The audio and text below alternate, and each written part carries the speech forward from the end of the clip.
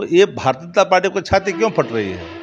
सवाल तो साफ है ना कि पूरी विपक्ष लामबंद है, एक मंच पे है और भारतीय जनता पार्टी को पूरी आभास है, जन्नत की हकीकत मालूम है कि एका का प्रतिफल क्या होता है। किनके साथ गठबंधन नहीं किया जी? महुआ जी के साथ गठबंधन किया? ये कौन ऐसी पार्टी जिसके साथ गठबंधन नहीं किया? एक सबको पता है। लेकिन ये भारतीय जनता पार्टी जिस अधिनायकवाद की भूमिका में अभी सरचड़ के काम कर रही है, 303 का जो अहंकार है वो लोकतंत्र पर भारी पड़ रहा है। बेंच ऑफ थॉट की बात करते हो, मनुस्मृति की बात करते हो, अब भूल जाते हो, महंगाई बेरोजगार के सवाल पर चुप हो जाते हो, राम रहीम की चर्चा करते हो। उन्माद की राजनीति कभी देश ने सहन नहीं किया। देश में समान विचारधारा वालों का एका का बैठक जब बिहार की पाटलिपुत्रा के ऐतिहासिक धरती पर हुआ तो भाजपा बेचैन हो गई। बिहार है, याद करना, समृद्ध राज्य है, भले ही आर्थिक रूप से कमजोर हो, बौद्धिक रूप से समृद्ध है और संघर्ष का मादा रखता है। बिहार और यूपी के रास्ते ही हसीनापुर की गद्दी तय होती है। भाजपा का तो काम ही है, मणिपुर जल रहा है, क्या कर रही है भाजपा? कर्नाटक में चुनाव में जाकर के बंसी बजा रहे थे, बजरंगबली का नाम रहता, बजरंगबली ने ऐसी पटकी मारी कि भाजपा चारों को निश्चित हो गए। अरे जब बजरंगबली आपके नहीं होते, राम कैसे आपके हो जाएंगे? राम तो मर्यादा के प्रतीक हैं। 23 तारीख को विपक्ष की बड़ी बैठक होनी है, लेकिन जिस तरीके से मुख्यमंत्री नीतीश कुमार के ऊपर भारतीय जनता पार्टी के लोगों का कहना है कि नीतीश कुमार जहां जाने वाले थे वहां गए नहीं और अब महागठबंधन में दरार दिखने शुरू हो गए हैं। आरजेडी से बात करते हैं क्योंकि तेजस्वी यादव तो गए हैं लेकिन नीतीश कुमार नहीं गए हैं। बात करते हैं आरजेडी के प्रवक्ता हैं, मुख्य प्रवक्ता शक्ति सिंह यादव, क्या कहिएगा? भाजपा कह रही है महागठबंधन में खींचतान दिखनी शुरू हो गई है बैठक से पहले।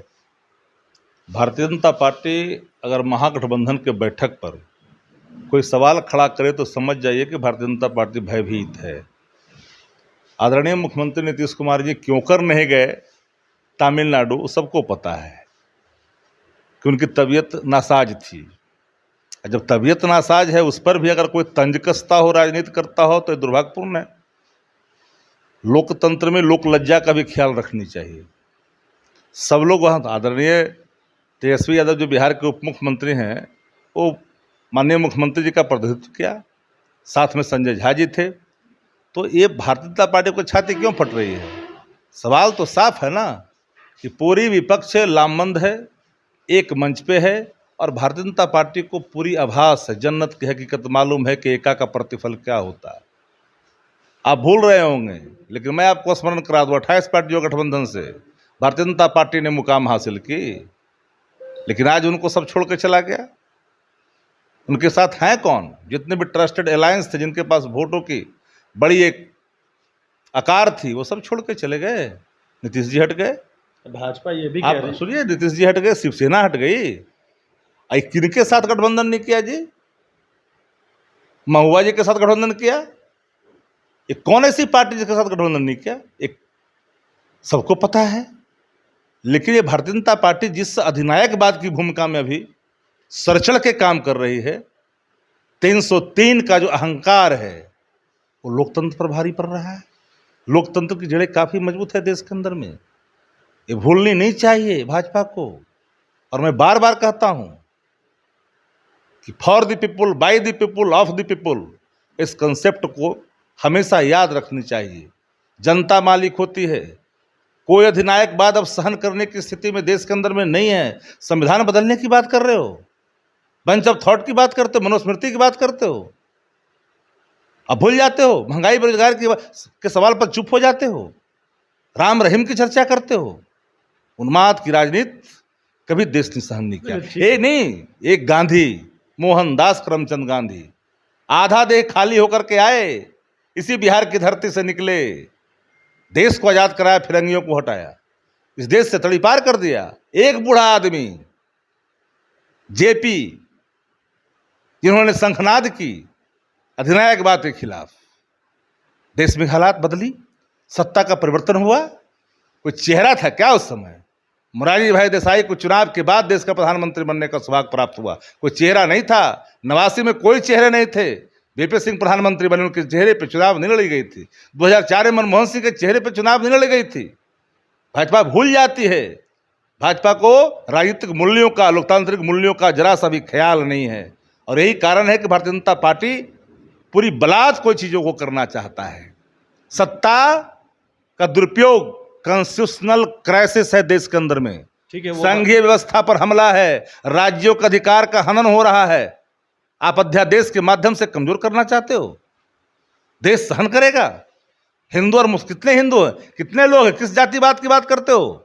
सारे आरएसएस में एक जाति के लोग भरे हुए हैं, उसमें भी एक कुर्री के लोग भरे हुए, चित्पावन ब्राह्मण। आजाद हिंदुस्तान से पहले से लेकर के आज तक चित्पावन ब्राह्मण ही इस देश का, आरएसएस का संघ का प्रमुख होता रहा। क्या कारण है? एक 6 महीने के कार्यकाल रज्जू भैया का छोड़ दीजिए, उससे बड़ा कास्टिज्म कहाँ है? जरा उठा करके देखिए, पूरे देश के अंदर में जितने भी यूनिवर्सिटियां हैं, उसके अंदर में कितने पिछड़ा से पिछड़ा दलित समाज के लोग हैं। चुप नहीं बैठेगा देश। हिंदुस्तान पूछता है कि इन सवालों का हल कौन ढूंढेगा? आज देश में समान विचारधारा वालों का एकाएक बैठक जब बिहार की पाटलिपुत्रा के ऐतिहासिक धरती पर हुआ तो भाजपा बेचैन हो गई। बिहार है, याद करना, समृद्ध राज्य है, भले ही आर्थिक रूप से कमजोर हो, बौद्धिक रूप से समृद्ध है और संघर्ष का मादा रखता है। बिहार और यूपी के रास्ते ही हसीनापुर की गद्दी तय होती है। ठीक है, वो सब सारी बातें हमने आपकी सुनी, लेकिन अरविंद केजरीवाल ने आने से पहले पत्र लिख दिया है। उन्होंने कहा है कि हम पहले दिल्ली की बात पर चर्चा होनी चाहिए। तरस आता है यार, हमको तो कुछ लोगों के बुद्धिमत्ता पर तरस आती है। एक नहीं अनेक सवाल हैं। हमने कहा कि अध्यादेश के माध्यम से राज्यों के अधिकार को हड़पने की अगर बलात् कोई कोशिश करेगा तो कोई चुप नहीं बैठेगा। वह भी एक बड़ा सवाल है। जो सामयिक मुद्दे हैं, जो देश के सामने खड़ा, महंगाई, बेरोजगारी, लाचारी, बेबसी, पॉलिटिकल वेंडेटा, कोई विरोध की बात करता, कोई जब देश की जन सरकार के सवालों को, फेलवर ऑफ द गवर्नमेंट की मुद्दा उठाता देश के अंदर में, उनके घरों पर अब सरकारी तोते भेजते हो और अब चाहते हो कि कोई चुप रहे। भूल जाना, एक बात याद रखना, ये देश विविधता में एकता वाला देश है। कई धर्म हैं, कई भाषा है, कई रंग हैं, लेकिन संस्थाओं का दुरुपयोग, संस्थाओं को अपने अनुरूप काम करने के लिए विवश करना, ये दुर्भाग्यपूर्ण है देश के लिए। बैठक सफल हो पाएगा? आपको लगता है कि भारतीय जनता पार्टी इस बैठक को खराब करने के लिए कोई ना कोई चाल चलेगी? बैठक के नतीजे प्रभावकारी होंगे, दूरदर्शी है। लामबंदी का जो प्रस्तुतिकरण होगा वो दूरदर्शिता के साथ है, देश हित में है, लोकतंत्र के हित में है। भाजपा क्या, भाजपा का तो काम ही है, मणिपुर जल रहा है, क्या कर रही है भाजपा? कर्नाटक में चुनाव में जाकर के बंसी बजा रहे थे, बजरंगबली का नाम रहता, बजरंगबली ने ऐसी पटकी मारी कि भाजपा चारों को निश्चित हो गए। अरे जब बजरंगबली आपके नहीं होते, राम कैसे आपके हो जाएंगे? राम तो मर्यादा के प्रतीक हैं। तुम जिस राम को स्थापित करना चाहते हो वो राम राम नहीं, राम जो मर्यादा के हैं वही राम है। सबरी के राम राम हैं, केवट के राम राम हैं, कोलभील के राम राम है। जो अधिनायकवादी सत्ता जो रावण ने कायम की थी अपने ताकत के बल पर, उसको समाप्त किया था, उस राम की पूजा करते हैं। ये जिस राम की बात करते हैं हम लोग, हे राम वाले हैं, हे राम को मानने वाले हैं, जिनके अंदर मर्यादा है, जिनके अंदर बौद्धिकता है, जिनके कार्यों में सार्वभौमता है, उस राम को हम लोग मानते हैं, जो सात्विक हैं, परोपकारी हैं। चलिए, बिल्कुल। तो हमारे साथ आरजेडी के प्रवक्ता शक्ति सिंह यादव थे। तमाम सवालों के जवाब उन्होंने दिए हैं। देखना होगा कि बैठक के बाद क्या कुछ निकलकर सामने आता है। नेशन के साथ नमस्कार।